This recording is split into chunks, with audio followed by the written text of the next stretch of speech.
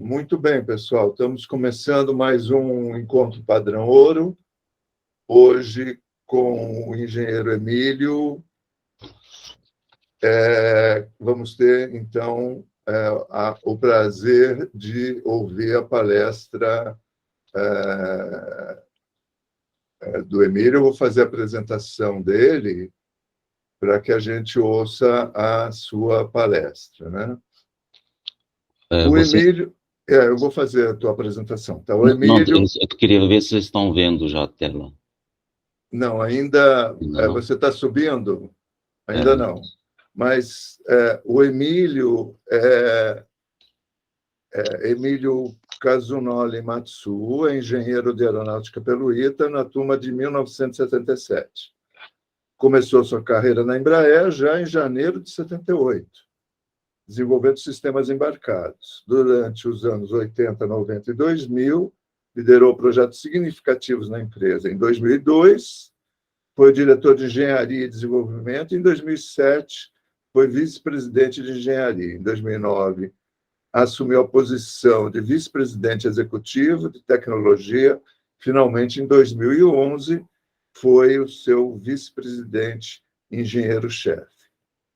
O Emílio foi condecorado com a Medalha de Mérito Aeronáutico, é membro da Academia Nacional de Engenharia, recebeu a Medalha da Legião de Mérito no grau de alta distinção da Academia Brasileira de Engenharia Militar. Além disso, o Emílio tem suas atividades voluntárias, né? Ele é voluntário no Grupo de Apoio a Crianças com Câncer, o GEAC, em São José dos Campos. É mentor na Stara, que é a indústria de máquinas agrícolas, e ingressou na Invoz, integrando Vozes para o Futuro, em 2019, uma organização sem fins lucrativos fundada por inspiração do engenheiro Osiris Silva, onde está como presidente do conselho. No Invoz, dedica o tempo trabalhando principalmente com os temas, os pilares: educação, cultura, valores aeronáuticos e empreendedorismo. Esses temas, esses pilares, são fundamentais nos 38 anos e meio de trabalho na Embraer. Foram, certamente. Essas atividades foram a forma encontrada pelo Emílio para devolver à sociedade muito do que recebeu na formação pessoal e profissional, sempre nas escolas públicas e, finalmente, no ITA. Então, eu peço ao Emílio, passar a palavra para o Emílio agora. Vamos, então, ver... Ele vai subir a apresentação dele, nós vamos agora passar por aquela tensão da subida. Da subida. Então, eu vou começar, então, falando um pouco da... Bom, o tema é esse, né? Evolução do conhecimento, tecnologias e processos. Mas dar uma rápida passada na evolução do nível de confiabilidade da aviação. Por quê? Porque essa evolução se deve a muito do tema que nós vamos discutir hoje, que é tecnologia, processos, né? Então, a aviação, ela evoluiu muito ao longo dos anos. Então, por exemplo, isso aqui é um gráfico de taxa de acidentes da aviação comercial ao longo de 59 até 2020, quer dizer, bem longo, né? Mas olha só a queda que você tem, vocês estão vendo a queda Sim. violenta, e está lá hoje, para vocês terem uma ideia, né? Na faixa ali de 0,2 acidentes por 1 milhão de horas, 1 milhão de saídas, né? De voos, vamos dizer, saídas do avião. Então, isso aqui é um gráfico para aviação comercial, e aí, nesse gráfico, é muito parecido, só que foi acrescentado o número de acidentes totais, que é esse pontilhado aqui também. Olha a queda violenta, né, que teve ao longo de 59 a 2020, e as barrinhas, número de fatalidades, consequência desse acidente. Então, por isso que a gente sempre fala hoje, né, que a aviação é um dos meios mais seguros de você viajar. Então, essa é a curva. Então, a que se deve essa redução e essa evolução no nível de confiabilidade, né? Primeiro, a gente vai falar um pouco mais na frente, a indústria é altamente regulada, então você tem que certificar o avião, tem que certificar o processo produtivo, você tem que cuidar de toda a cadeia, então, olha só, então, altamente regulada, alicerçada em processos, a gente vai ver isso aí ao longo da apresentação, a cultura aeronáutica, então, a prática de excelência, então, a gente sempre fala, né, mas é bom repetir, a aviação, o avião, ele não tem acostamento lá em cima, então, não dá para brincar. Então, a gente tem que sempre tem que trabalhar no limite da excelência em tudo que nós fazemos, no projeto, na fabricação, no sistema de qualidade, na manutenção, na operação, né? Visando o quê? A segurança, sempre a segurança em primeiro lugar. E outra coisa importante, né, vocês vão ver, é que a segurança de voo é resultado da prevenção. Então, a aviação trabalha muito com a prevenção. Claro, se acontece alguma coisa diferente do que é planejado, imediatamente se toma ações preventivas, né, e corretivas. Né? E outra coisa importante, né, que a gente vai falar de tecnologia, a aviação sempre teve, né, à frente em termos de tecnologia sempre é ali na vanguarda, né, e também, obviamente, não só na competitividade do produto, mas também a serviço da segurança. Então, o anti-skid, na verdade, é um ABS, começou na aviação, você tem uma ideia, né, a gente começou usando no Brasil em 1980 e pouquinho, né? E hoje, então, usa-se muito monitoramento de falha, proteção de envelope, monitoramento da saúde do avião também, quer dizer, antes de ele falhar, você conseguir monitorar a saúde dele, então, tudo isso aí leva na direção da redução de acidentes e dificuldades em serviço ou incidentes, né? Mas também aumentando, portanto, a segurança. Falando, então, da indústria altamente regulada, né, aqui eu coloquei os requisitos. RBAC, requisito brasileiro de aviação civil, RBAC 23, emenda 24. Para vocês terem uma ideia, né, o RBAC 23, ele regula a certificação do produto, do avião, tá? E, então, você tem essa RBAC 23 para aviação normal, aviação pequena, né?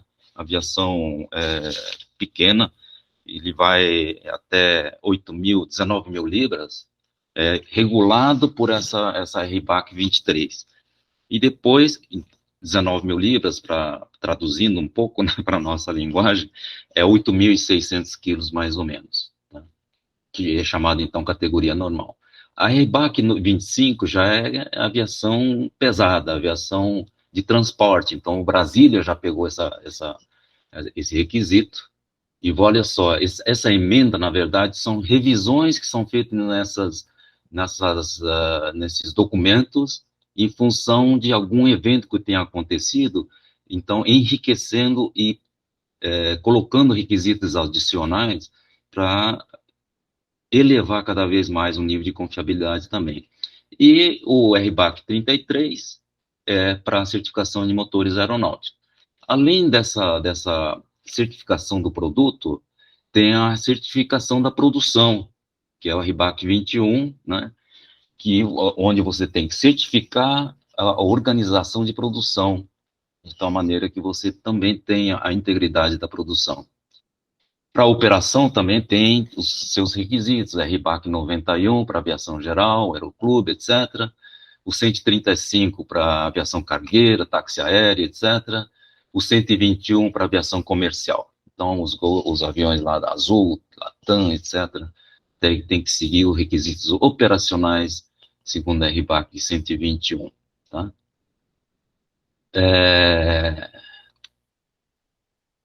Outra coisa, a aviação, ela, como eu falei, né, ela é alicerçada em processos. Então, para você certificar um software embarcado, você tem que seguir um processo que a gente chama de DO178 Bravo, né, 178B. Por quê? Porque é difícil, é impossível você atribuir probabilidade de falha para, por exemplo, problemas de software. Então, a gente segue essa DO 178B e, seguindo, você tem a confiabilidade do software. Você não vai precisar fazer, como eu acabei de passar, né? Ter que fazer o autocontrol DEO, né? Quer dizer, é impensável. Então, você tem que seguir religiosamente essa DO. Outro processo específico é para sistemas altamente complexos e integrados, que é a ARP 4754, que nós começamos, né, e fomos obrigados a seguir já na família dos E-Jets, da família E1. O 190 já teve que seguir esse processo específico, né? Outra coisa importante, né, é o processo, né, que existe na aviação de acompanhamento das dificuldades em serviços, né, de tal maneira a gente conseguir estabelecer ações preventivas em função da probabilidade e criticalidade. Então, aconteceu uma dificuldade em serviço, primeira coisa, faz análise da criticalidade daquela falha e a probabilidade, e aí, em função da gravidade dessa produtória, né, tomar ações preventivas, né. Investigação de acidentes aéreos. Você tem as caixas pretas que eu coloquei, né? O CBR, gravando o som da cabine, os parâmetros que são gravados, né? Evidências, né? Exame de destroços, evidências, mas aqui o mais importante, né? É a velocidade, a necessidade da velocidade no esclarecimento das causas e ações de contenção, prevenção. Quer dizer, então, esse processo, ele é seguido rigorosamente. Então, eu coloquei alguns exemplos, né? Por exemplo, acho que o pessoal mais antigo lembra desse primeiro jato comercial, foi de 54, para vocês terem uma ideia, né? E em 49, em 54 aconteceu um acidente onde ele desintegrou em voo, né? E, após a investigação, chegaram à conclusão que tinha sido fadiga de material. Aí aquele requisito, uma das emendas, com certeza, do parte 25, lembra que tinha até a emenda 136, uma coisa assim? Então, uma das emendas foi realmente obrigando, então, que toda a célula, né, de qualquer avião projetado, né, ele faça os ensaios de fadiga. 2 vidas, mais condições de falha. Então, essas lições aprendidas, eles vão diretamente sendo revisados nos requisitos de certificação. Isso aqui foi um outro acidente, foi em 73, em Orly, onde um 707 da Varig, né, fez pouso forçado num arrozal, e muitas, praticamente, acho que morreram todos, mas na investigação se chegou à conclusão que eles não morreram pelo choque durante o pouso forçado. Eles morreram devido à toxicidade da fumaça exalada durante o incêndio que ocorreu posteriormente, tirando qualquer chance das pessoas tentarem sair da aeronave, né? E aí, novamente, lições aprendidas. Então, o requisito foi revisado de tal maneira a incluir, né, o teste de toxicidade, né, de qualquer componente usado no interior, inclusive colas, né? Então, nada entra no projeto de interiores que não tenha passado por teste de toxicidade da fumaça exalada na combustão. TWA, esse aqui foi se não me engano, era um 747, e a investigação mostrou que houve um problema de curto no tanque de combustível, e aí, de novo, foi, então, revisado novamente o requisito de certificação, incluindo testes e análises, etc., para evitar nova ocorrência. 11 de setembro, né? Terroristas invadindo o cockpit, e, de novo, requisitos foi modificado, impondo que a parede que separa a cabine de passageiros ao cockpit, ou cabine de pilotos, né, ele seja inviolável, né? Então, mais um exemplo, né? Aí agora, entrando rapidamente na evolução do conhecimento, né, tecnologias e processos, é difícil, eu tentei achar uma figura que traduzisse a evolução desses 40 anos, né,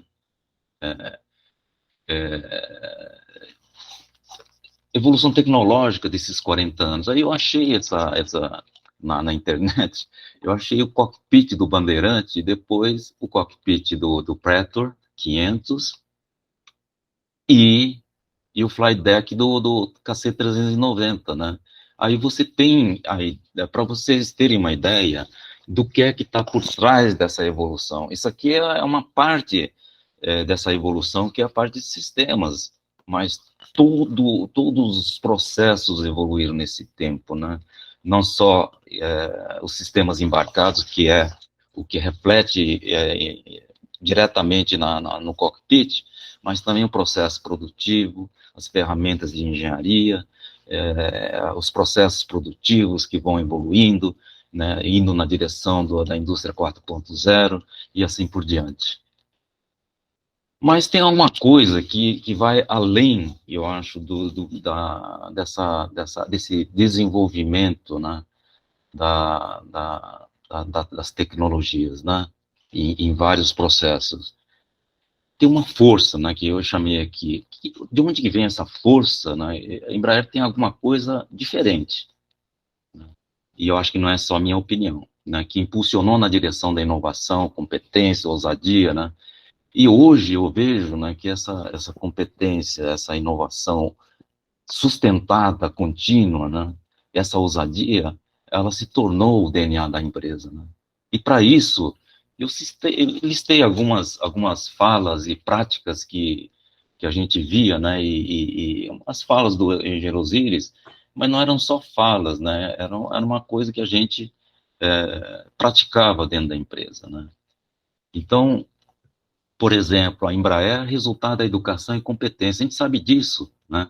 Sabe que, poxa, o ITA foi fundada, né, para gerar né, o conhecimento. Aí o DCTA, né, os institutos foram DCTA com os institutos, né, permitiu então o desenvolvimento de tecnologia, né? E assim por diante, até que depois de muito foi fundada a Embraer. Então, isso é uma lição, eu acho que para todos os ramos da indústria, né?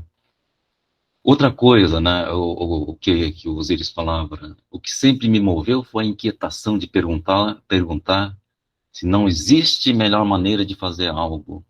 A busca por soluções inovadoras, não conformismo e não acomodação. Inovação não é um ponto de partida, e sim para ser aplicado no dia a dia, que acabado de falar disso, né? Acreditar que sempre pode se fazer mais e melhor. E outra coisa interessante que ele falava é: sonhe grande. Sonhar pequeno dá o mesmo, sonhar grande ou sonhar pequeno dá o mesmo trabalho. Então vamos sonhar grande, né? Então a gente tem que sonhar enorme, né? Buscar oportunidades, olhar, né? Tá atento ao mercado, né? E outra coisa muito importante, não é só para a indústria aeronáutica, né? Que o sucesso depende da excelência com que você faz o seu produto, né? O seu negócio, né? E outra coisa incrível, né, que o Osiris falava, a aviação é a indústria de baixa cadência, a gente sabe disso. Então, cada avião que sai da linha é uma festa. A gente faz festa mesmo. Chama o cliente, né? E cada avião tem a sua personalidade. A gente chega a esse ponto de considerar os nossos produtos, né? Aqui fala da outra coisa que, né, o Osiris também, acho que o Satoshi, inclusive, e o Luiz Carlos na live de quarta-feira, eles falaram um pouco, né? Realmente, fundar a Embraer para fazer avião só para o mercado interno não dava. Então, naquela época já se visualizava isso. Outra coisa que a gente tem sempre em mente, a necessidade da coragem, da determinação, né? Outra coisa que o Osiris falava, desistir não faz parte do meu vocabulário. E eu percebo isso, né, continuando, né, como quase não, como um DNA da Embraer, né? E aí eu cito o que o Manuel falou, né? Toda essa coisa, né, que move a empresa, né? O Manuel falou na Assembleia, quando o Osiris Silva foi homenageado, né? Que Osiris não só fundou a Embraer, mas deixou algo muito mais importante na empresa, né? Quer dizer, fundou junto os valores, cultura, espírito aeronáutico, né? E, é, esses ensinamentos, né?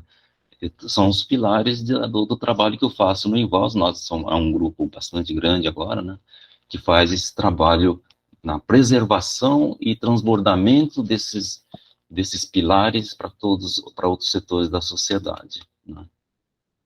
A gente falar um pouquinho agora da inovação planejada. Desculpe eu estar correndo, mas eu preciso recuperar um pouco o tempo perdido. Vocês estão acompanhando? Então, estamos acompanhando, sim, Ok, está ótimo. tá bom. Então, desenvolvimento continuado. Então, para você ter uma inovação, um ponto importante, né? A inovação, você não surge do nada. Você tem que planejar a inovação e o seu crescimento, né? Não vem de graça, né? Começa por onde? Começa pelas pessoas, né? Você desenvolver as pessoas, né? Dar oportunidade deles evoluírem. Então, nós temos para essa finalidade, a gente tem o PE, né, que foi criado em 2001, né, é um programa de especialização em engenharia aeronáutica para não aeronáuticos. Mas só para vocês terem uma ideia, o programa é tão rico, né, que mesmo engenheiros aeronáuticos, o ITA, São Carlos, o FMG, eles pedem para fazer o módulo 5, que é a prática, né, exercício prático de projeto, né, para vocês terem uma ideia da riqueza desse curso, né. E hoje, esse curso, então, foi fundado, né, pelo Satoshi, Zé Renato, Furtado, Paulo Serra. Desculpe não citar todos, né, mas foram os pioneiros, né, que tiveram essa ideia. Por que veio essa ideia, né? Por que veio? Nós tivemos que crescer por quase 10 anos, 9, 10 anos, tivemos que crescer 350 em um determinado ano, 400 engenheiros por ano. Mas era 300 a 400 engenheiros por ano. Então a gente estava assim realmente precisando de uma formação acelerada, né? Então, por isso foi criado o PE, né? E esse programa, então, passava por um filtro, né? Quase um vestibular, né? Esse dado, né, o Paulo Serra, ele nos ajudou no livro que nós estamos escrevendo sobre um tema, né, que envolve esse tema que eu estou falando, né? Chegava a 40 até 100 candidatos, dependendo do ano, por vaga, né? E aí, a gente aproveitar esse curso, dar um conhecimento mais abrangente, né? Com exercício de compromisso, né? Por exemplo, solução de projeto sempre usa uma solução de compromisso. Você tem que procurar o ótimo global. Não tem como você, né, a parte de integração, né, das tecnologias e requisitos, é a parte muito importante, a gente vai ver mais em seguida, né? E outra coisa importante do programa PE, né, é que você pode ter uma flexibilidade de incorporar cursos, né, de novas necessidades, novos conhecimentos, e você vai, então, atualizando, né? E outra coisa importante, né, que eu acho, assim, do PE, é você poder praticar o soft skill, praticar a comunicação, trabalho em equipe, que é exercício de criatividade, flexibilidade, né, linguagem ambiental hoje muito importante na preservação do nosso planeta, né, e também intercâmbio com outras faculdades. Eu lembro que nós tivemos alguns alunos lá de uma faculdade de Singapura, né. Outra coisa importante, transmitir a cultura que eu falei, né, no início, cultura, valores, espírito aeronáutico, né? Então, com todos esse trabalho, né, que é feito pelo ITA na parte de ciência aeronáutica, né, e engenheiros sêniores da Embraer, com competência e experiência realmente grande, pode ser pessoas que estão na ativa ou aposentados, né? Então, esse curso de 15 meses, né, ele prepara os engenheiros para que tenham uma formação, uma experiência equivalente a 3 anos e meio de Embraer, de casa, vamos dizer assim, né? Então, um programa muito importante. Para terem uma ideia, né, em 20 anos, então, em 2021, eu participei dessa festa de 20 anos do PE, já tinham formado mais de 1.600 alunos, né? E outro ponto importante, né? Esse curso se transformou num centro estimulador de tecnologias disruptivas, porque eles têm toda a liberdade de pensar no exercício dos 5 meses finais, que é o exercício prático, né? Eles, né, fazem estudo de mercado e a concepção do produto. Vocês não acreditam o nível de trabalho que eles apresentam, né? Até hoje, quando eu participo da apresentação desses alunos, né? É inacreditável, é impressionante, né? E também essa questão, né, e realmente, né, esse pessoal, né, que está sempre junto, furtado, né, eu tento, assim, tentando lembrar, mas eu não consigo lembrar de todos, mas, e aí, esse modelo deu tão certo que esse PE, né, Programa de especialização em engenharia aeronáutica, que nós fizemos um curso nos mesmos moldes, né, no mesmo processo, para projeto, para a área de segurança, então virou realmente um programa estratégico da empresa.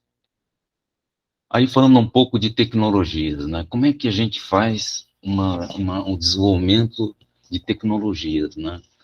A Embraer investe muito, muito no desenvolvimento tecnológico pré-competitivo. Pré-competitivo é aquele desenvolvimento para nenhum avião, é para um avião a ser desenvolvido no futuro. Então, é um investimento de... Eu lembro, tinha uma época que nós tínhamos 350 engenheiros só no desenvolvimento pré-competitivo, né? Representava, eu lembro, com todos os investimentos, talvez 1% da receita, quer dizer, um negócio monstruoso, né? E desse esforço, né, de desenvolvimento tecnológico pré-competitivo, né, saíram produtos importantes, né? Então, monitoramento da saúde do avião. Esse foi um projeto que hoje é um produto da empresa, que se entrega junto com o avião, um avião com capacidade de se monitorar a saúde de vários sistemas, né? Inclusive, durante os ensaios de fadiga, a gente testava os sensores de trinca, né? E com sucesso, né? O Sistema Integrado de Defesa, na CISFRON, etc., etc., foi um produto também que veio desse desenvolvimento pré-competitivo. Fizemos um avião completo em carbono. Fazer um avião completo em carbono não é só estrutura, é muito mais que isso, né? É você fazer os testes de raio, né, de incidência de raios, para ver se não vai dar fagulha nas emendas, no rebite, etc., etc., né? Então, é um trabalho monstruoso, né? Outra coisa, né, que foi um produto desse pré-competitivo foi o fly-by-wire, quer dizer, a capacidade de desenvolver um fly-by-wire geração 4. Geração 4 é aquela de malha fechada, aquela que tem um piloto lá dentro do sistema, vamos dizer assim, um piloto virtual dentro do sistema, então com várias funções de proteção de envelope, proteção contra stall e assim por diante, né? Então, esse sistema que hoje, né, equipa o Legacy 500, os Pretors, o KC390, a família E2, a geração 4 que eu falo, veio desse projeto que a gente chamava de sistemas computacionais embarcados, né? Então foi outra coisa importante. A gente tinha também, participava de consórcio de tecnologia, o A-Star, né? Isso aqui era um consórcio de Singapura, onde todos os grandes fabricantes de aviões estão nesse consórcio, né? E a gente usou também, né, eu acho que eu coloquei esse item, porque o Ronchowski, né, Pedro, ele falou um pouco da tripla hélice, né, e o Luiz Carlos também. Então nós temos, por exemplo, o 170, 195, 190E2, né, ele se beneficiou de um projeto ITA, eu acho que foi FAPESP, se não me engano, e a USP de São Paulo. Então a gente mandou uma fuselagem para fazer um projeto de procura da aeronave confortável. Confortável não é só pressurização, é temperatura, é vibração, né? Então, é um conjunto de tecnologias que, né, integrados dão o conforto de cabine e eu acredito que, né, o resultado foi um 195, 190E2 muito diferente em aspecto de conforto de cabine, né? Outro ponto importante, né, além dessa tripla hélice, né, no desenvolvimento de tecnologias, foi foram os programas de defesa com transferência de tecnologia, né? Então, por exemplo, o Chavante, né, fabricado sob licença, ensinou muita coisa em termos de produção. O AMX, a gente vai falar à parte, porque foi uma dessas escolas fantásticas que nós tivemos, né? O Gripen, eu não peguei o Gripen, mas acredito que deve estar acontecendo a mesma coisa, né? Outra coisa que a gente não pode esquecer, né, é o IFI. O IFI, ela tem duas partes que foram fundamentais no desenvolvimento da Embraer. Primeiro é a certificação primária que eles fazem em todos os aviões produzidos pela Embraer, né? E essa certificação primária facilita em muito a certificação em outras agências, como a FAA americana, EASA europeia e o TCCA canadense, que são as principais, porque os outros países seguem algumas dessas certificações. Então, com isso, né, as certificações, com esse reconhecimento, né, desse órgão, o IFI, como certificador de aeronaves, né, era reconhecida, né, por todas essas agências, né, o que facilitava muito a certificação em qualquer país, em qualquer país do mundo, né. Outro ponto, né, importante dentro do desenvolvimento de tecnologias é outro trabalho do IFI, com o programa Offset. Cada compra, né, do Ministério da Defesa, na época era do Comando da Aeronáutica, então tem um programa que a pessoa que vende para o Brasil, ela tem obrigação de transferir tecnologia, né? Então, é outro programa muito importante, né? Outra fonte de desenvolvimento, usar a cadeia de parceiros e fornecedores. Vamos fazer, então, né, com que os fornecedores, parceiros, também nos ajudem, né, em desenvolvimento de tecnologia, e isso funciona muito bem, né. Outra coisa, você olhar, né, a tendência tecnológica que está indo o mundo, né, ter alguém olhando, de olho aberto mesmo, olhando, né, monitorando, né, eu chamei de inteligência tecnológica. Desenvolvimento contínuo, né, por exemplo, muitas coisas você aprende desenvolvendo produtos, porque cada produto traz seus desafios e necessidade de você aprender rápido para fazer aquele produto, né? Porque então a gente também, eu considerei isso muito importante no desenvolvimento, porque muitas coisas a gente começava a fazer, aí encontrava uma dificuldade, aí, né, você tinha que vencer e aprender. Teste de conceito. A Anaheim era um super tucano que a gente, né, construiu para demonstração de conceito do super tucano, porque o tucaninho tem 750 SHP, né, no eixo, e o super tucano, por exemplo, tem 1.600, se não me engano, né? Então, poxa, então a gente fez um demonstrador de conceito. A coisa, eu vou mostrar para vocês, na coisa, a gente aprendeu um monte de coisa. Ipanema elétrico, né? Então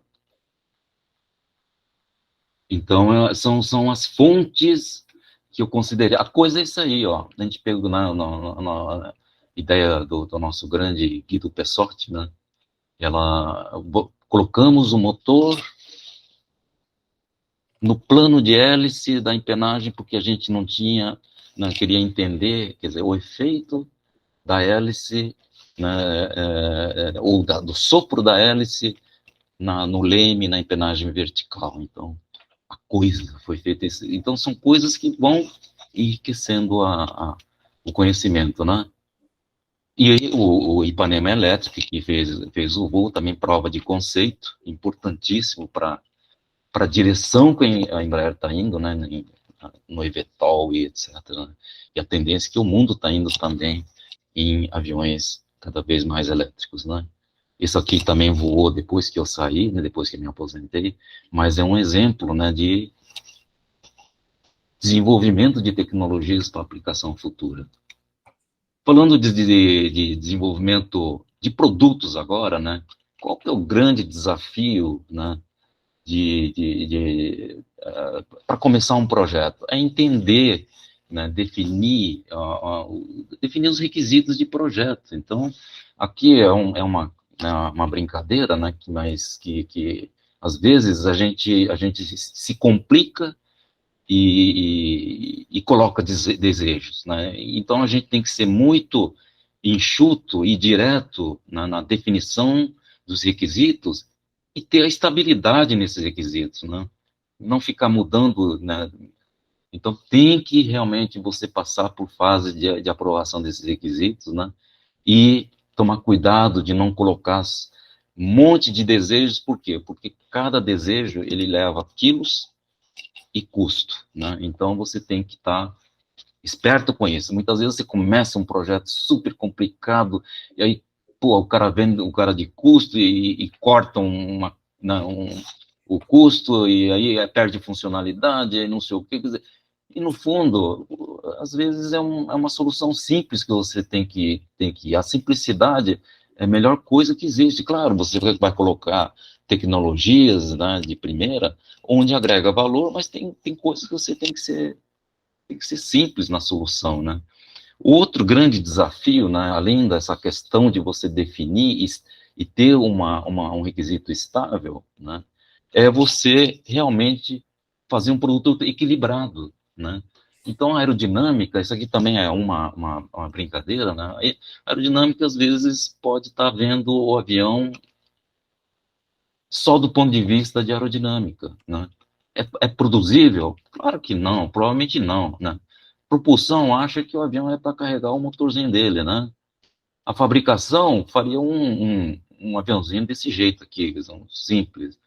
A estrutura faria tudo em treliça, né? E a eletrônica só enxerga a, a eletronicália, né? Só que o avião é feito para outra coisa, é para carregar passageiros e dar lucro para o operador, né? E o custos, bom, eu acho que talvez um avião de papel ia bem, né? Então, são brincadeiras, mas que mostram. Só que quando você vai na vida real, é muito mais complicado, porque existem outras tecnologias com né, o mesmo pensamento, né? Então, como você fazer, então, equilibrar essas tecnologias, né? E ter harmonia, né, e eficiência no produto final, né? Então, esse é o grande desafio. Esse é um grande desafio, a gente chama de desafio de integração de tecnologias, né? Então, isso aqui uma vista em corte do 192, né? Ele saiu na revista Flight, eles sempre fazem, e esse aqui eu guardei porque achei muito bacana, né? Então, como você chegar num produto como esse, com as várias forças, as várias tecnologias, integrar tudo, fazer tudo funcionar, né? Então, por exemplo, o 192, para vocês terem uma ideia, eu chuto que deve ter lá seus 65 mil peças, sei lá, um chute assim, né, de quem... O KC, por exemplo, tem lá seus 90 mil, 95 mil peças, né, com várias tecnologias, 50, 60 tecnologias, estruturas, hidráulica, eletrônica, né, etc. Então, como harmonizar e fazer um produto bonito? Produto bonito, harmônico, é um produto eficiente se tratando de aviação, né? Então, desculpe eu falar isso, mas eu vejo todos os aviões da Embraer, eu acho todos lindos, né? Por quê? Porque eles são harmônicos, são bonitos, a gente brinca, né? Brinca não, né? A gente fala sempre, é o DNA, né? Que lá começou e sacramentou, lá, foi sacramentado pelo engenheiro Guido, né? Guido era um gênio, né? Então, eu vejo assim que muitos eu bato o olho em avião, qualquer avião que a Embraer está fazendo, eu bato o olho e falo, não, esse aqui tem DNA da Embraer, tem DNA do Guido, né? Outra coisa, aí vamos falar agora de produtos, né? Produtos que então, produtos que incorporaram esse conhecimento, a competência e aliado à ousadia, né? Então, Bandeirante, olha só, 68 primeiro voo, né? Caramba, eu tenho um tremendo respeito por todos os pioneiros, né? Pelo todos os pioneiros que começaram sem saber de onde começar, né? Por onde eu começo a fazer um projeto, né, uma produção, uma fabricação de um avião? Rapaz, é uma coisa assim de arrepiar você pensar na época que não se fazia nem bicicleta, né? Como dizia o engenheiro Zilles, né? Pura ousadia, pioneirismo, tudo novo, né? E esse produto foi remodelado, foi serializado e foram produzidos quase 600 aviões. Emílio, a gente está já com 40 minutos, tá. Então eu peço para você terminar mais uns 5, 15, 10 minutos, tá ok? Ok, tá bem.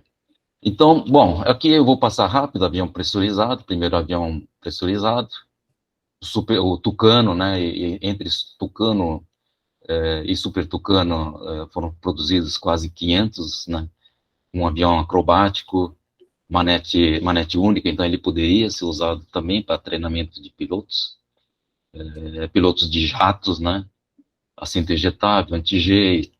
Então, incorporando várias coisas. Aqui, uma coisa importante, né? Brasília foi o primeiro avião. Eu participei somente da fase de concepção do Brasília, porque depois disso eu fui pro AMX, depois da fase de concepção.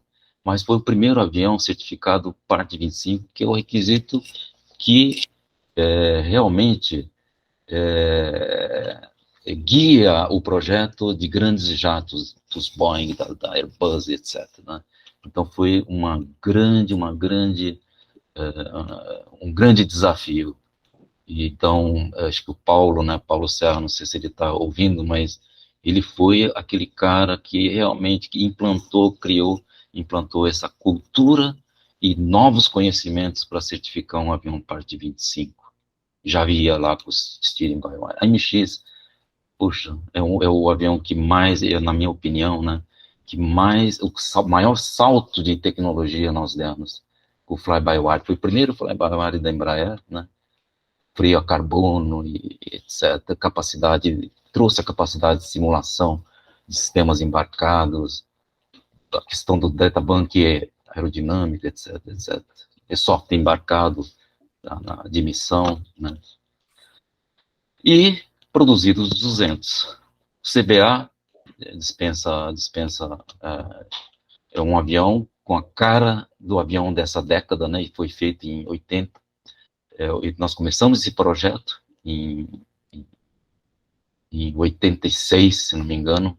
Eu tinha 86, 87, o híbrido baixíssimo, porque o motor estava atrás, configuração pusher, e pronto, e muitas inovações também, ICAS, EFIS, Brake-by-Wire, APU, porra, o FADEC, né, controle eletrônico de motor. O jato, esse avião foi aquele que realmente deu a arrancada em direção à salvação da empresa, logo depois da privatização. É o 140, família 145, né? Jato de 50 lugares, e filosofia back to basics. Por quê? Porque tinha que ser simples, porque ia para ser mantido pela aviação regional, né? Que nós usamos também o CAD Intergraph, o Brasília usamos o CAD CATIA, então em todas as áreas estavam havendo essa evolução da tecnologia e dos processos, produzido 1240 em várias versões. 175, 190, 195. Né? Isso aqui também, né, já leva o fly-by-wire, né? E foi produzido. Olha, interessante. Entre essa família, da primeira, eu vou já direto na última, aqui Legacy 500 também, já com o fly-by-wire de geração. Aqui foi o primeiro avião executivo, né, Legacy 600, usando a plataforma do RJ-135, que era um avião de 37 lugares ao interior do avião. Ipanema Alco, o Linear de 1000 é a plataforma do 190 com interior e alcance de um jato executivo. Phenom 100, foi produzido mais de 390 aviões. O best-seller da aviação executiva na categoria, jato leve, mais vendido há 10 anos, até setembro, até esse mês, 640 aviões. Leva o Legacy 500, né, 2012, já a geração 4, fly-by-wire geração 4 em malha fechada. Idem, o KC-390, geração 4, né, automação já né, da montagem estrutural, sistema de missão, lançamento de cargas, paraquedistas, abastecimento em voo, de caças e helicópteros, e ele próprio podendo ser reabastecido em voo. Imagina você com um avião desse, abastecendo um helicóptero. Então foi uma das combate a incêndio, foi um desafios muito grandes. Aqui que eu queria chegar, né? 190, 195, E2, que foi meu último programa, né? Até primeiro voo. Também Brake-by-Wire geração 4. Então a gente começou o Brake-by-Wire geração 4 no Legacy 500, aí fomos para o KC geração 4 com side stick ativo, que é algo a mais do que geração 4. E toda a família do 190, 195 E2 também geração 4, malha fechada com um piloto virtual lá dentro. com proteção de envelope, funções de conforto, né, etc. Motor GTF. Só para pontuar, né, consumo dessa nova geração foi isso aqui eu peguei dos dados da apresentação do Luiz Carlos ontem, né, na quarta-feira, 17,3% menos que a família E1, né? Isso significa menos 1.700 toneladas em 10 anos de uso, alcance de 750 milhas náuticas a mais, no aeroporto desafiante, que é aeroporto alto, em alta temperatura, né? Já chegando a 1.600 milhas náuticas, ruído externo baixo, espero também que tenha dado um ruído interno baixo. Eu acho que o Langenegger comentou comigo que realmente o avião é elogiado também pelo ruído interno, que foi um produto de desenvolvimento na Poly, né? Embraer Poly, né? Então, muito importante. E juntando, então, a família E1 com a família E2, a gente, hoje saiu uma nota da Embraer que tinha entregue o número de série 1.700, que é uma coisa fantástica, né? E, nas publicações que a Embraer tem feito, a inovação está continuando. Então, o turboprop, né, agora da nova geração, o eVTOL, né? Então é isso. Desculpe a correria, mas é que eu perdi muito tempo. Não, tudo bem. É assim. Muito obrigado, Emílio. Uma fantástica apresentação. Eu vou pedir aos colegas que levantem a mãozinha eletrônica que está embaixo aí no vídeo para a gente poder abrir para perguntas. Eu vou começar com uma questão, Emílio. Sim. Houve um momento em que a Embraer ia ser comprada pela Boeing, a Boeing iniciou um processo de compra da Embraer, certo. Mas o que acabou dificultando o processo de compra, de certa maneira, foram os acidentes que ocorreram com o Boeing Max, né, me parece. Isso. E 737 Max. E está, me parece, relacionado com o software, né, com o sistema. Enfim, é um processo de desenvolvimento do software com questão de sensores. A gente ouve pela imprensa, e eu gostaria que você falasse um pouco para a gente sobre os problemas que ocorreram com o Boeing Max, aí, e que retardou, que recuou toda a compra da Embraer, e, de certa maneira, a Embraer continua como a maior empresa multinacional brasileira existente, né, sendo a terceira empresa aeronáutica do mundo, né? Então, conta para a gente um pouco sobre o problema que a Boeing enfrentou, se você puder.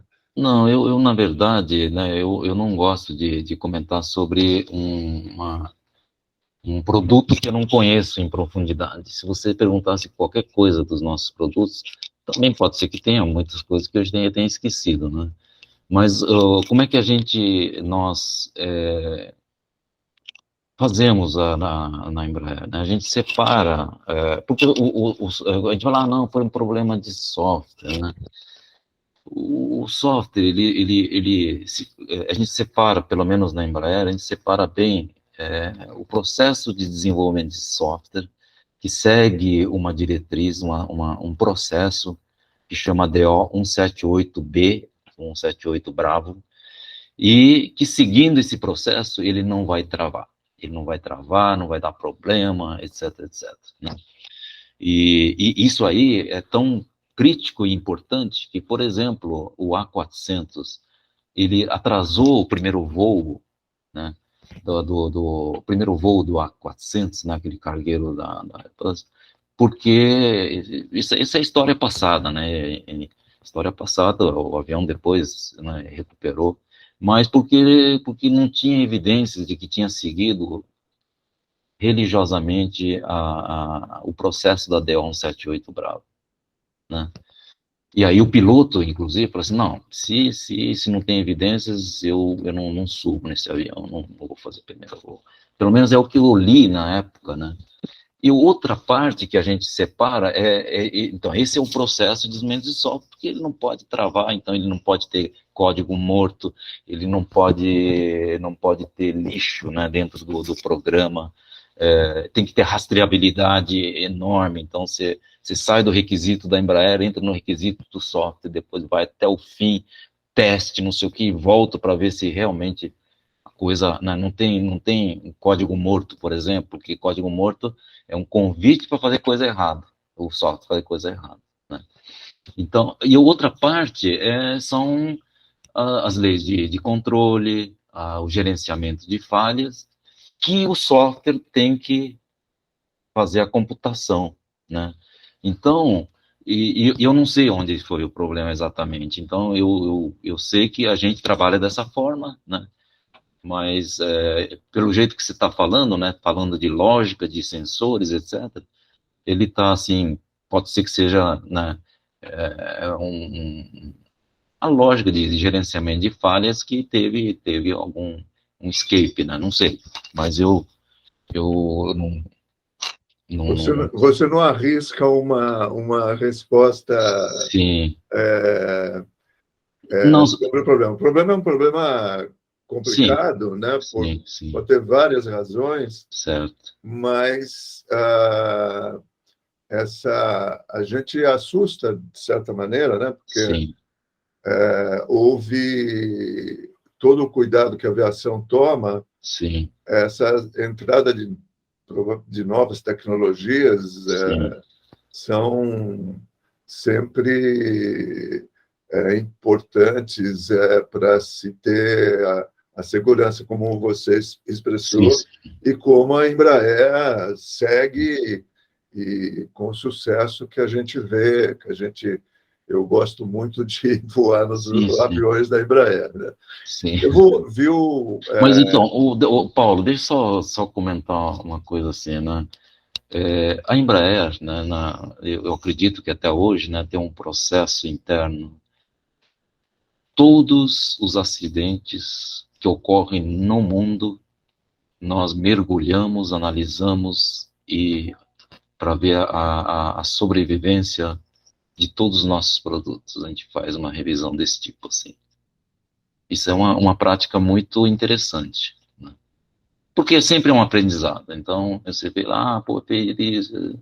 Então, às vezes, claro que a gente não tem todas as informações, por isso que. E depois eu acho muito chato eu falar de um produto que não é nosso, né? Ok, Então, eu queria só sim, levantar uma questão, porque certo. ela é atual, ela né, nos desperta curiosidade. Sim, sim. Eu vou pedir permissão a você para a gente abrir a nossa fila de Pode perguntas ir. aqui, ok? O Sim, desde que Giovanni, sejam perguntas mais fáceis. tá certo. O Giovanni José Rosa, por favor, Giovanni. Olá, Emílio. Giovanni Olá, aqui. tudo. Trabalhava na qualidade lá na Embraer. Opa, Talvez se lembre de mim. sim. É um prazer estar ouvindo aqui a palestra a convite do professor Marcelo do INPE. Eu estou fazendo um curso ali no INPE. A minha Sim. pergunta é sobre a parte de maturidade. Dá para explorar um pouco, porque como eu participei também do desenvolvimento do E2, dá para explorar um pouco o que foi feito sobre a parte de maturidade, porque daí a pergunta do Paulo me lembrou sobre isso. O quanto a maturidade e o plano de maturidade. Isso é importante. Então, a maturidade, no fundo, é um resultado das validações intermediárias. Não faz sentido você fazer, né, o desenvolvimento, constrói o protótipo, né, os protótipos e sai para o voo e sai corrigindo. Por quê? Porque depois de terminar a campanha, tem modificações e atualizações que podem levar 6 meses. né? Corrigir um componente, por exemplo, e trazer de volta, testar e ver que está tudo bem, né? Então, o importante, né, nesse exercício de conseguir a maturidade é você fazer validações intermediárias. Então, primeiro, simulação. Você pode não ter nem componente, mas você pode fazer o modelo de praticamente todos os componentes do avião, por exemplo. E aí você, às vezes, né, chegou ao ponto que alguns componentes, como o pneumático, que tem um tempo de resposta um pouco diferente, a gente chegar a fazer o modelo daquele componente, mandar para o fabricante e falar assim, eu quero uma válvula que responde dessa forma, por exemplo. Então, isso a gente chama de validações progressivas. Então, múltiplo V. Então, antigamente era V e V, né? Validation e Verification Validation. Não, hoje você faz múltiplo V, cada coisa você vai validando, né? Então, esse é uma mudança bastante grande, né, no processo, que leva à maturidade, né? Outra coisa importante, né, é a questão da simulação que eu falei, né, não só a nível de componentes, mas também a nível de sistemas e do próprio avião.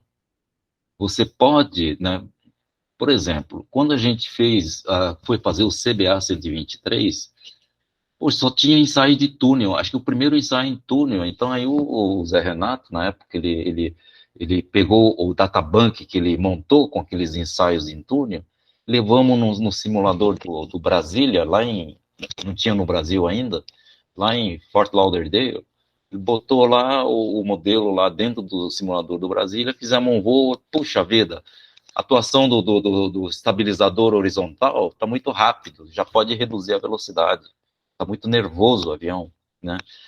Outra coisa que você pode fazer, né? Outra coisa, você às vezes, né? Existem dois tipos de ensaios, aquela que a gente chama de certificação e aquela que a gente chama de maturidade. São coisas diferentes. A de certificação, aquela obrigatória que sem fazer aqueles ensaios para fazer o compliance, um documento desse tamanho, né? O RBAC, o FAA, parte 25, é um negócio enorme, né? Aí você tem que, item por item, fazer demonstração, análise, etc. Né? Isso aí para mim, salário mínimo. Salário mínimo. Tem que ir muito além disso, tem que fazer ensaios de maturidade, né? E é o que a Embraer sempre, né, depois de um certo entendimento, a gente começou a fazer ensaios de maturidade, que é você tentar quebrar o bicho. Tentar quebrar, quer dizer, o ensaio de certificação, você fica cruzando os dedos para passar, porque senão você não certifica o avião. E o teste de maturidade é teste to fail, tentar falhar o bicho. Então você pega o manche lá e fica fazendo assim, para ver se ele não desengaja o sistema eletrônico, por exemplo, né? Então, são coisas diferentes. Então, com essas coisas que a gente faz, e fizemos N voos, né, de maturidade, eu não lembro quanto, mas era uma coisa, assim, enorme que a gente faz para a gente tentar antecipar qualquer falha, mas a nível de componentes você já fez tudo. Então, quando a gente termina e começa a fazer ensaio em voo, não é mais para corrigir nada, é para comprovar que está tudo funcionando e é certificável, e é robusto, e é confiável. Né? Obrigado, Emílio. Muito boa aí a tua argumentação. Acho que o Giovanni concorda comigo. Eu vou passar para o próximo, que é o Armando, que pediu a palavra. Por favor, Armando. Pois não. Emílio, muito obrigado. Eu não sou aeronáutico, sou elétrico. Aprendi muito aí com a sua palestra e tinha uma pergunta para fazer sob o ponto de vista que eu tenho lido muito e vejo que tem havido já aviões, parece que na Europa, funcionando com um combustível que eles chamam renovável, moderno, que não é combustível baseado em petróleo. Sim. Também se fala muito em utilizar hidrogênio nos aviões. Sim. E também, ultimamente, também tenho visto aí umas tentativas de fazer avião elétrico. Qual é a sua perspectiva? O que você acha que pode vir no futuro ou não? Obrigado. Tá. Então, na parte de combustível, né, quer dizer, por exemplo, avião elétrico, vamos lá, avião elétrico. Hoje, né, é ainda impensável você fazer aviões grandes ao elétrico. Impossível porque você não tem capacidade de bateria, não tem como você fazer voos longos necessários, etc, etc, né? Mas você tem, então, algumas, eu chamaria de transição, né? E você tem uma transição que é você, por exemplo, ir para combustível mais verde ou menos poluente, né? Tem um combustível, deixa eu ver onde é que eu tinha anotado. Um deles que é bastante promissor é o SAF, né? Embraer, inclusive, ontem, na quarta-feira, o Luiz Carlos falou bastante do SAF. Então, a Embraer está indo, por exemplo, pela apresentação do Luiz, em duas direções para aviões maiores, né? Uma delas é o SAF, é o Sustainable Aviation Fuel, por isso se chama SAF, que polui, que gera 75% menos, tem 75% menos de emissão de CO2, então é uma coisa boa, né?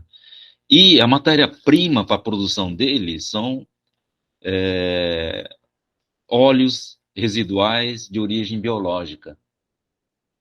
Então, só que para você chegar a esse tipo de combustível, né, que seria muito bom para a aviação, né, ela não está na escala industrial ainda e vai demorar bastante, mas é um ponto que está se investindo bastante.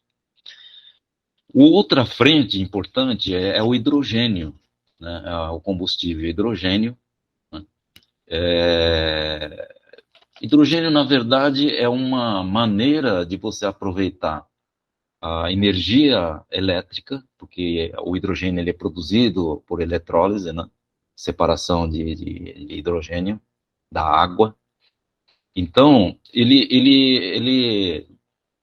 então, por exemplo, recentemente foi anunciado que a maior usina de hidrogênio está sendo formado, né?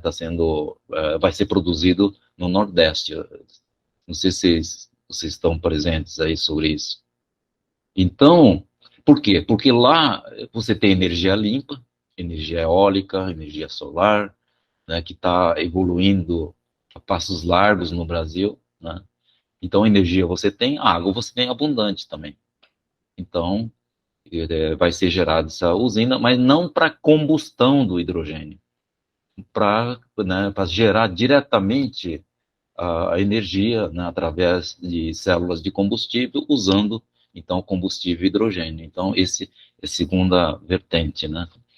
Com isso, aí sim, pode ser que você consiga já ir um pouco mais, né, mesmo na aviação mais pesada, ir na direção de você ter um avião ou híbrido, né, elétrico combustível, híbrido, talvez lá na frente, dali 10, 20 anos, não sei quanto, ter também o SAF mais um avião elétrico, né, então, e assim, quer dizer, então a gente tem que ficar atento, mas hoje a tecnologia não permite ainda, né, você vê, mesmo aviões pequenos, bom, eu fiz um voo, né, outro dia alguém publicou uma matéria sobre um bimotor pequeno, e fez um voo com all electric de 1 hora. Então tá bastante longe ainda da necessidade da indústria, né, do mercado, né? Mas é isso. Ok, obrigado, Emílio. Vou passar a palavra para o Flamínio, que é o próximo a perguntar. Bom, muito obrigado, Emílio, por contar a história completa e ilustrada da Embraer em 45 minutos. O M120 Brasília foi o primeiro a incorporar componentes compósitos. Essa Sim. tendência do início dos anos 80, ela se manteve nos anos 90 e no século 21, apesar dos compósitos serem mais caros do que o alumínio. Valeu, Então, obrigado. tá. Então, o Flamínio, é o seguinte, todos os aviões da Embraer têm, por exemplo, as superfícies de controle em compósitos e em fibra de carbono, inclusive, né? Profundores, aileron, estabilizador. O estabilizador é one shot, quer dizer, é uma peça única, né? de carbono. Né?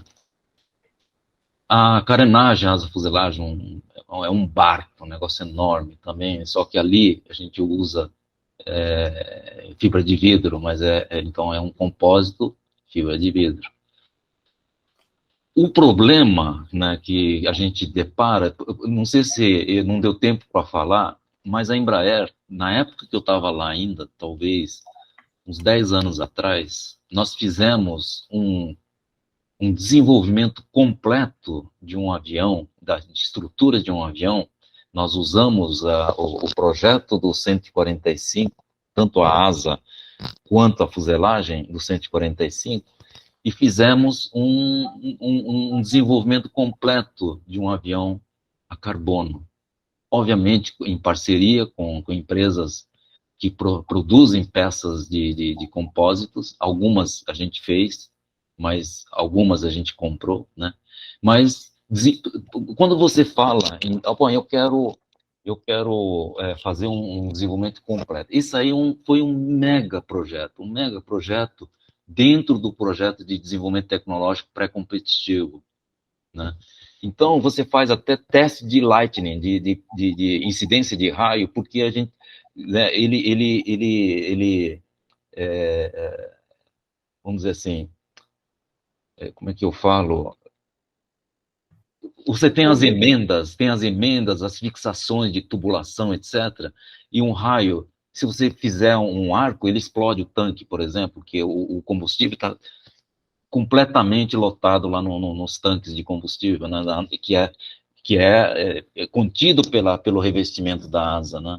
Então, esses testes nós fizemos já alguns estudos de como é que nós, em caso de batida de caminhão de combustível, de bagageiro, de bagagem, etc., bater na fuselagem, na asa, e como é que eu faço esse reparo, né? Então, fizemos esse desenvolvimento já prévio de dizer o que nós precisamos fazer, e assim por diante. Metalização. A superfície, por exemplo, o material composto, ele precisa de metalização, uma camada de filme de tela, né, de cobre, né, para facilitar o trânsito de fluxo de eletricidade, né, para não acumular, por exemplo, carga estática, etc, etc. Então a gente fez um desenvolvimento completo. Só que quando você começa a pensar num projeto novo, pelo menos na época que nós fizemos a análise, somente aviões grandes, assim, tipo 170, 180 passageiros, começava a ser viável em função do custo do material composto. E aí a gente falou, não, deixa na gaveta por enquanto, né? Porque aí quem sabe se baixar o preço, né? Tiver outros fornecedores. Então foi isso. Obrigado, Emílio. Vou passar a palavra agora para o Marcelo Souza. Marcelo. A próxima pergunta. Tem que abrir o microfone, Marcelo. E aí, Marcelo, tudo certo aí? Esse já foi contemporâneo, né? Parabéns, Emílio. Excelente essa retrospectiva, esse apanhado e essas inovações que você apontou.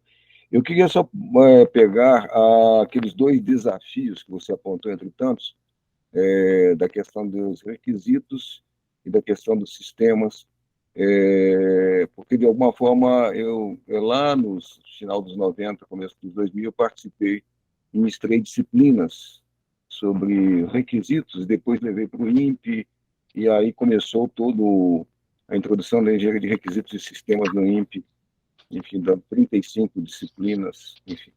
Mas, quer dizer, requisitos são uma coisa extremamente importante. sistemas e harmonização, a segunda. E a terceira que você citou aí muito bem, achei especial, ao citar a SRP 4754, que agora está na versão A, e que falava no seu título dos sistemas complexos e altamente integrados. O que onera, tem uma consequência penosa para todos os engenheiros, Sim. que é a questão de falhas. Então, se você puder comentar brevemente sobre o que aconteceu de lá para cá, eu participei disso lá nos 90, final dos 90, né? Certo. No PE, o Lourenço estava até aqui ainda há pouco, talvez ainda esteja, enfim, foi uma das pessoas que viabilizou isso. Requisitos, sistemas, falhas. Tá. Obrigado. Então, primeiro vamos falar dos requisitos, né? Requisitos, como eu falei, né? Não sei se você imagina, né? Qual a dificuldade de você fazer um programa, né? Um produto para atender vários países, né? Então, por exemplo, o A400, eu vi uma matéria uma vez, não sei se foi na Aviation Week ou na Flight, dizendo que o avião ficou assim pesado e caro. Então, por exemplo, aquele avião foi feito lá pela Airbus, pela Espanha, né? Uma empresa espanhola, inglesa, quer dizer, então é o consórcio Airbus, Alemanha, né? Então francês, alemão, espanhol, inglês. Então, como era um programa multinacional, né, então os requisitos, cada país tem uma necessidade, né? Então, quando você junta e envelopa todos esses requisitos, né, vira uma coisa assim muito desafiante para você fazer num custo compatível, né, com o mercado, né, que o mercado paga, né, e peso também, porque cada quilo que você leva é menos carga paga, né? Então eu lembro dessa questão, né? Então a gente, né, na Embraer, a gente falava que a questão dos requisitos, cada requisito tem que ser debatido e aprovado. Você tem que fazer uma sessão de aprovação de requisitos e tirar fora os desirements, né? Deixar só os requirements, porque a hora que você coloca os desejos, realmente você começa a falar, mas se tivesse isso, se tivesse aquilo, e vai inflando, dali a pouco você está com um avião pesado, que não cumpre aquela missão que você quer, com eficiência, né? E a carga paga que você precisa, a carga paga é passageiro e combustível, né? Então, você tem que tomar muito cuidado. E aí, em questão de certificação ou análise de falha, né, que você está falando, né? Então, um dos requisitos, né, do Part 25, né, o RBAC 25, é que uma falha catastrófica, né, tem que ser extremamente improvável, ou seja, probabilidade de 10 a menos 9, né? Ou seja, uma taxa de falha de 1 em 1 milhão, que é um desafio enorme, né? Por que é um desafio enorme? Você pega um motor, a probabilidade de falha dele, o nível de segurança dele é 10 a menos 5. Poxa, 10 a menos 5, 2 motores, 10 a menos 10, tá ali, né? Um sistema eletrônico é 10 a menos 6. Um travamento de uma coisa mecânica lá, travar e derrubar o avião, 10 a menos 7. Então, existem números consagrados, né, de coisa, e aí você tem que confrontar essa árvore de falha com essa probabilidade que pede o requisito parte 23, parte 25, né? E, então, muitas vezes, por exemplo, e isso se aplica também à fonte de potência. Então, se você tem sistema hidráulico, poxa, os aviões a gente coloca 3 sistemas hidráulicos de naturezas diferentes, Então, tem lá o sistema hidráulico, depois, poxa, e com aquele cuidado enorme de não ter falha de modo comum. Isso é importante, isso é muito importante. Então, por exemplo, um comando de voo, fly-by-wire, né? Você tem que ter redundância, mas mais do que uma redundância. Tem que ter redundância na fonte, então fonte elétrica, então você tem lá os geradores, né? Os geradores, e tem um RAT. RAT é um Hammer Turbine que ele abre, e a hora que perdeu tudo, aí o load shedding prioriza aquelas funções de segurança, abre uma turbininha, abre uma portinhola, e aí com o vento ele gera o mínimo para manter o Flight Control Computer vivo, e etc, e pelo menos a hidráulica, pelo menos uma hidráulica ativa, e assim por diante. Então, e outra coisa, né? Além da redundância, né? Dependendo da criticalidade da falha, você precisa ter aquilo que a gente chama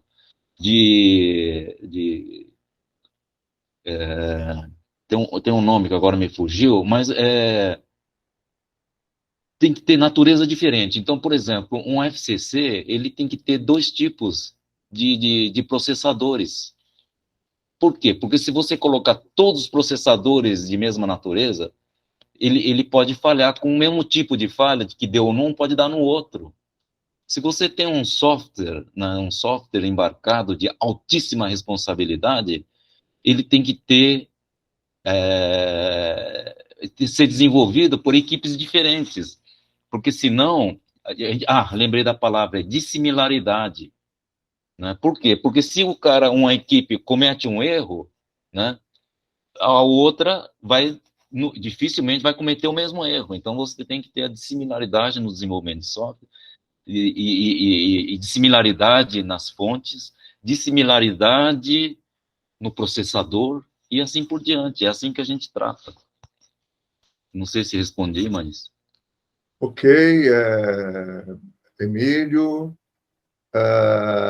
você cobre um conjunto de questões dentro de uma questão complexa, né? Uma questão de complexidade alta, lidar com toda essa visão sistêmica Sim. que você está colocando, né? Eu queria desafiar você um pouco com uma análise um pouco fora da aviação, né? O Brasil deu tão certo com a Embraer, como esse modelo da Embraer poderia estar sendo reproduzido em outras áreas, né? Uhum. Nós temos algumas competências em áreas como a biotecnologia, como um desenvolvimento na área médica para equipamentos das áreas, né, dessa medicina, nova medicina. Existem alguns campos tecnológicos, e aí a questão da inovação, a questão da tríplice hélice, né? Participação da empresa, participação do setor de pesquisa, participação do governo numa direção adequada. Como você vê as possibilidades aí de reprodução, vamos dizer, de uma nova Embraer, só que em outros setores, né?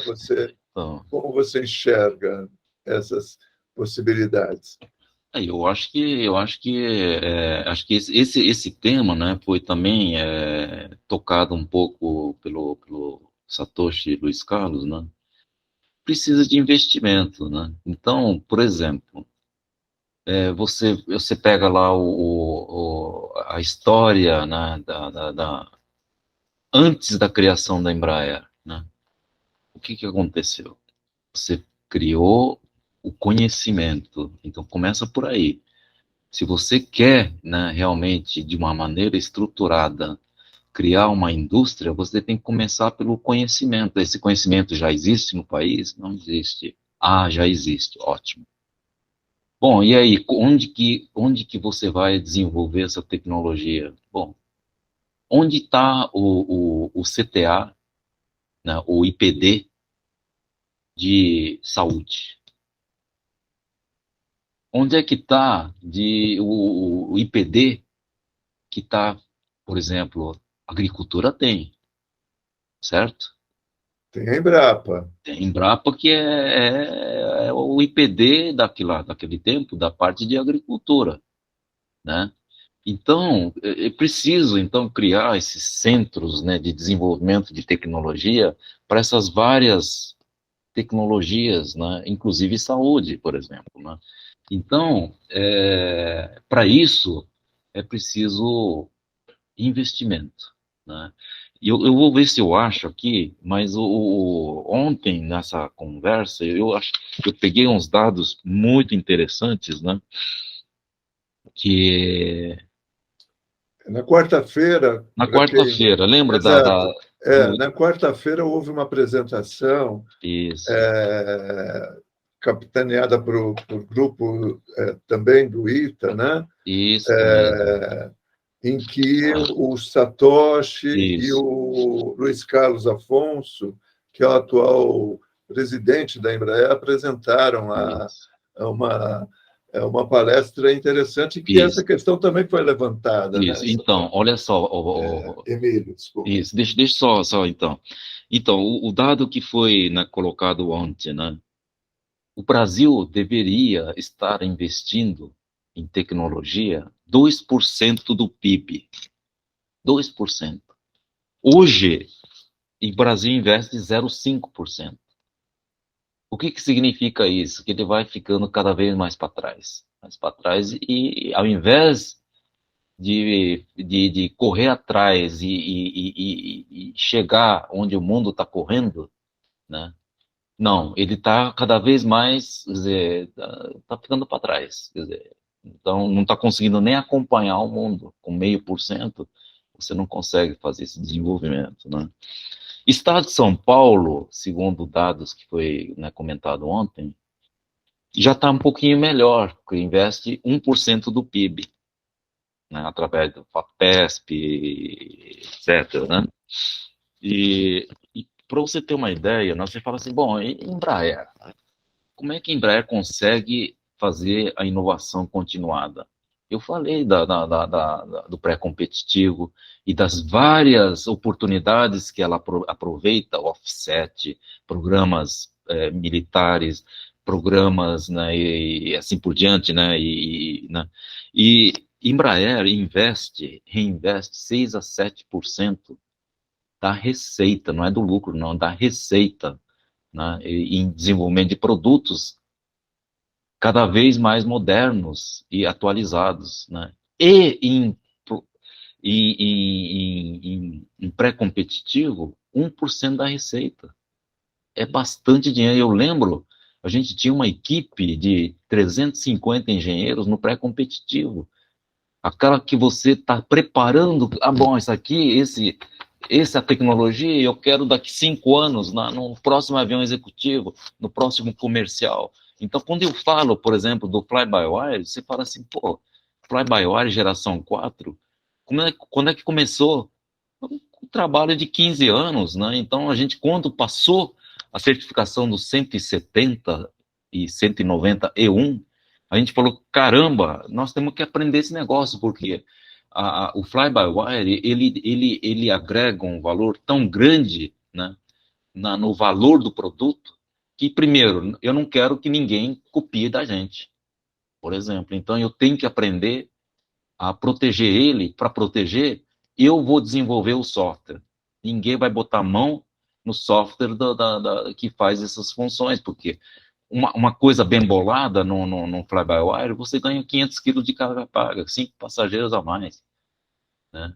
Então, é isso, quer dizer, então a gente tem que ter investimento, então não tem outro caminho, não tem outro caminho. Então, Acho que você levanta questões super importantes, porque revela uma questão central, que é o investimento, mas também revela o poder da equipe, né? O poder das equipes existentes na empresa mesmo, né?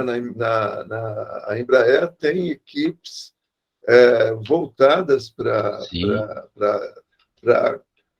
conversar com a Poli, né? Com a USP de São Carlos, no desenvolvimento de partes específicas, né? Isso mesmo. Mas quem comanda todo esse processo de desenvolvimento, no fundo, é a empresa, né? É a empresa. É a empresa que sabe o que quer, né? Do que precisa, né? Sim. Parece que esse é um ponto, certa dificuldade que a gente enxerga em outras áreas, né, no país, né? Uhum. O Ricardo Pinheiro levantou a mão aqui, eu vou passar para ele, por favor, Ricardo. Exatamente sobre esse ponto, esse último que o Emílio estava comentando, sobre o pré-competitivo, me chamou a atenção. Lá atrás eu já estava pensando em fazer essa pergunta, ela voltou, e eu queria saber, Emílio, bom, primeiro até agradecer, porque a quantidade de informação que você dá é tão grande e é tanta inovação envolvida em todas essas decisões aí, que é, de fato, um mundo bem diferente. Mas a pergunta é exatamente o seguinte: qual foi o efeito da privatização nisso que se chamava o pré-competitivo? Ela acelerou, aumentou, facilitou? O que foi? Estou entendendo que antes da privatização, isso já existia antes da privatização. Então, a privatização veio e ampliou isso para que ela olhasse no futuro com mais vigor, ou o que já se fazia quando pública era o suficiente e era necessário? Uhum. Então, é uma boa pergunta, né? Quando a gente fala, né, da privatização, quando é que foi privatizado? 94? Por aí, né? Uhum. Por aí, 94. Então, foram 50 anos de investimento do governo, do Ministério da Aeronáutica. Eu acho que eles fizeram mais que a parte deles, né? Então, para você, por exemplo, o Brasil é um país que tem necessidades em todas as áreas, na área da saúde, na área da segurança, na área da infraestrutura e assim por diante, educação, né? Então, eu acho assim, né, assim, a gratidão que nós temos pelo governo, pelo Ministério da Aeronáutica, na época, hoje a Comando da Aeronáutica, né, é enorme, porque ali foi criada a capacidade de desenvolver, produzir, né, entregar, suportar, né, fazer o suporte ao cliente, quer dizer, então, já cumpriu mais do que o papel dele. Então, isso, né, é o que já foi feito, né? E a privatização, o que ajudou? Ajudou no fato de ter mais agilidade, que a gente precisava também. Precisava de mais agilidade. Então, tem que, por exemplo, eu preciso de tomar uma decisão, comprar computadores, uma coisa que, né, às vezes, até para comprar um computador, tinha que ter um ritual, tinha uma lei de licitação que atrapalhava demais. Lei de licitação, e além disso, né, você tinha que ter, né, publicar, então, uma compra, etc. Eu acho que, não sei se quem passou pelo INPE deve ser coisa parecida, né? Mas, então, assim, a privatização ajudou nessa agilidade, né? E com a agilidade que o mundo corporativo precisa, né? Por quê? Porque você imagina, nós, de uma época que nós estávamos desenvolvendo, 6, 7 programas simultaneamente, considerando 190, 195, 175, depois o Super Tucano, mais não sei o que, quer dizer, 5, 6 programas desenvolvendo. Lembra que eu falei do crescimento da Embraer quando foi criado o PE? A gente estava crescendo 350, teve um ano que nós crescemos 400 engenheiros, nós éramos 750 engenheiros logo depois da privatização, né? 750 engenheiros na área de desenvolvimento, incluindo ensaios em voo. Isso aí, nós tivemos que crescer para fazer todos esses programas simultâneos, crescer para quase 4.000. Imagina se você, como é que você contrataria, né, sendo uma privada, uma empresa estatal? É uma complicação a mais, né, porque você tinha que correr, e aí foi criado aquele, né, graças à visão de Paulo Serra, de Zé Renato, de Satoshi, etc., né, e foi, a gente chamou realmente de formação acelerada, porque a gente precisava na aceleração completa para formar essas pessoas. Então, olha só, recursos humanos, ou a gente não gosta de usar recursos humanos, a gente não usa recursos humanos, é pessoas, né? Então, a formação de pessoas, e tudo, né? A compra de qualquer instrumento, equipamentos, ou material para fazer os protótipos, material para fazer, para né, para gestão, né, da empresa, ferramentas de engenharia, tudo fica mais simples, né, com uma empresa privada, né? Então você precisa disso para competir nesse mundão aí que é bem desafiador. Você sobreviver, crescer e se manter, né? Não sei se respondi, mas acho que é isso. Então, resumindo, a privatização ajudou em vários aspectos. O Emílio, não, respondeu perfeitamente, Emílio. Eu tenho também uma leitura aí de outros setores. O caso da Petrobras, por exemplo, quando ela precisou competir no mercado e fazendo parcerias, esse problema foi resolvido, né? Então, essa agilidade, vamos dizer, administrativa, sim, foi dado direito à Petrobras trabalhar como se privada fosse, porque não faria sentido ela participar de parcerias e ter todas as travas do setor público. Então, alguns mecanismos existem, mas, de fato, o que você respondeu é o que eu esperava, é exatamente, e há quem acha que a privatização não funciona. Né? Então, mais paciência. Eu acho que tem muito... o resultado é muito maior do que a gente consegue medir. Muito obrigado, Emílio. Muito bem, obrigado pela pergunta, obrigado pela resposta, Emílio. E agora eu vou passar para o Gondim para fazer sua pergunta, por favor. É uma pergunta. Primeiro, eu queria agradecer ao Emílio a excelente palestra. Eu acho que foi uma lição de Embraer, e a Embraer é uma empresa cuja resiliência passou os grandes momentos de dificuldades, grandes momentos de sucesso, mas esse DNA eu acho que é uma coisa muito importante e você citou com muito mérito. Agora, a minha é mais uma consideração. Eu acho que você no início falou que a Embraer tinha consciência de que não era uma empresa para atender o mercado nacional. Vocês tiveram sempre a noção de que o mercado de vocês era o mundo, vocês nunca tiveram medo de competir no mundo, como eu acho que também o agronegócio brasileiro tem uma visão de competição no mundo. Então, eu acho que esse é um aspecto muito positivo que talvez muitas das nossas empresas não tenham. Quer dizer, a gente se fecha muito naquela defesa do mercado nacional, vamos ficar aqui com uma visão muito localizada, e com isso perdem competitividade, perdem todo esse estímulo para desenvolvimento, para progresso e tudo.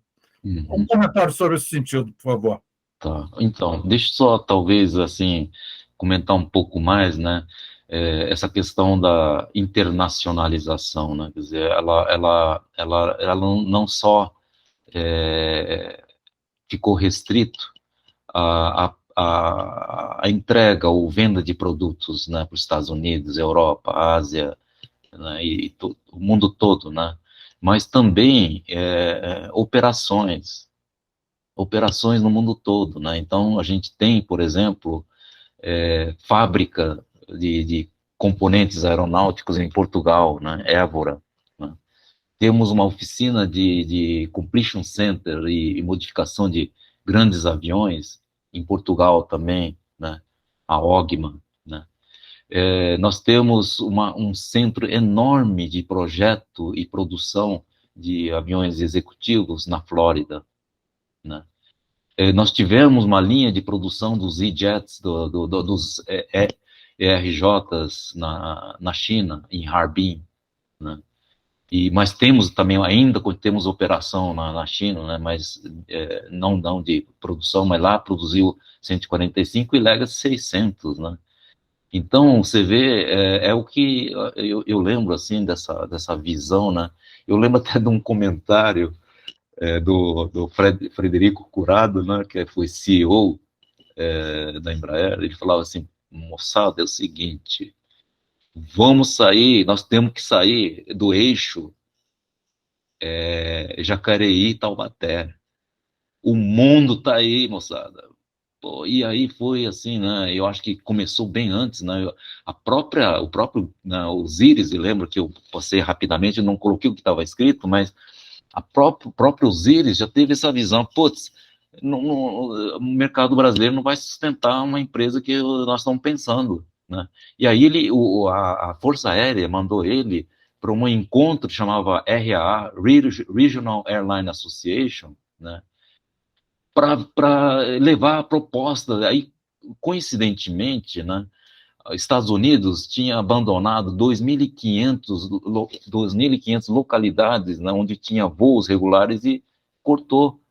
Falei, porra, aí chegou aqui no Brasil, fizeram um estudo, falei, pô, peraí, nós temos um avião que é uma luva para essas cidades pequenas que foram abandonadas, as 2.500 cidades que foram abandonadas.